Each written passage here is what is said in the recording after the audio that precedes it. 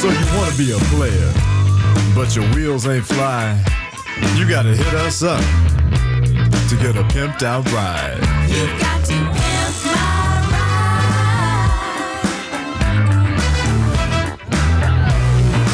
ride. Damn right. You've got to pimp my ride. Hey, welcome back.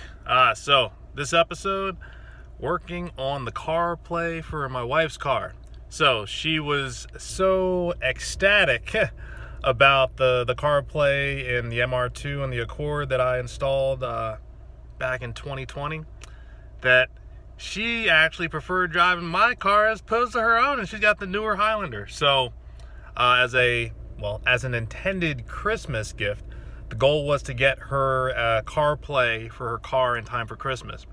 But since it had to ship from China and everything took so incredibly long, by the time I ordered it and actually received it, a month had elapsed. So it had to be a belated Christmas gift / just-in-time birthday gift.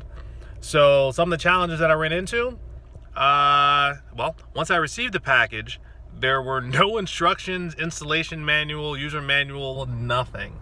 So fortunately, since I had the experience of actually installing radio heads previously in the two cars, I knew what I was doing. So fortunately, the benefit of actually going with the company that I found online called Phoenix Automotive out in California, they actually designed the car harnesses for you. And for anyone who's ever wired a car radio, that's probably the most painful part of the process, because you have to do homework in figuring out which wires coming from the vehicle itself should match up with which wires actually coming from the radio head unit.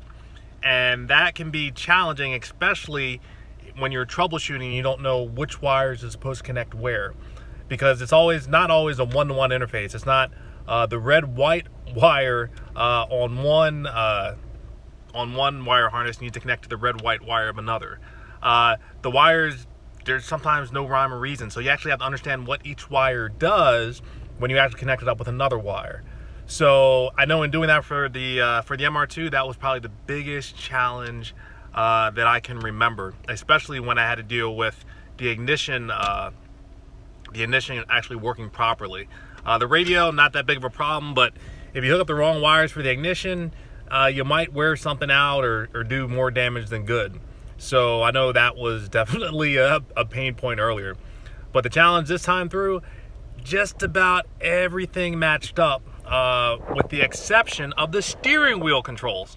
Now, if you're in the state of Virginia, you probably are aware that on January 1st, 2021, they passed a hands-free law. And essentially what that law indicates is you're no longer allowed to hold your mobile phone while driving.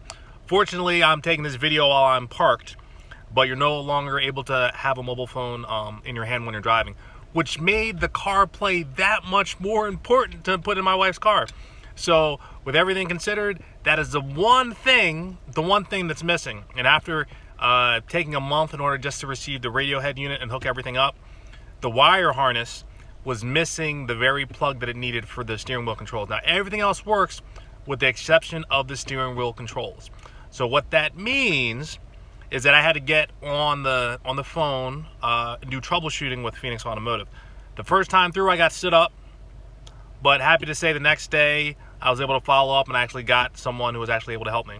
Brian, definitely a shout out for you for helping me identify and diagnose the issue. It turns out that there is a plug that's missing on the wire harness. It's like a square peg doesn't go into a round hole. That's essentially like the problem. So in order to wait for another wire harness, I was told the worst case is about 3 weeks. So I have to wait another 3 weeks to actually get everything working. But I much prefer that solution over having to play around with the wire harness. I've done it before and I've just kind of gotten past the point where it's just not worth it and dealing with the time. So gonna have to wait 3 weeks for that. But wanted to show you how the process went for the installation, what the interface actually looks like. It's pretty darn sweet, especially with the original equipment that was on my wife's car. She has a 2014 Highlander.